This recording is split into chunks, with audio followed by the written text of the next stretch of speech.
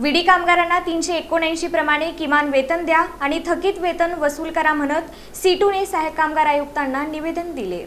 विडी कामगारांना शासनाने निश्चित केलेले 379 रुपये प्रतिदिन किमान वेतन व महागाई भत्ता द्यावा, तसेच कमी वेतनामुळे थकीत असलेली वेतनातील फरकाची रक्कम मालक व ठेकेदारांकडून वसूल करावी, अशी मागणी लालबावटा विडी कामगार युनियन सीटूने केली आहे। कॉम्रेड युसुफ शेख मेजर यांच्या नेतृत्वाखालील शिष्टमंडळाने सहाय्यक कामगार आयुक्तांना हे निवेदन देऊन विडी कारखाने व ठेकेदारांची तातडीने तपासणी करण्याची मागणी केली आहे। शासनाच्या कामगार विभागाने 3 ऑगस्ट 2026 रोजी निश्चित केलेल्या किमान वेतनाच्या अंमलबजावणीस कोणतीही स्थगिती नसल्याचे संघटनेने स्पष्ट केले आहे।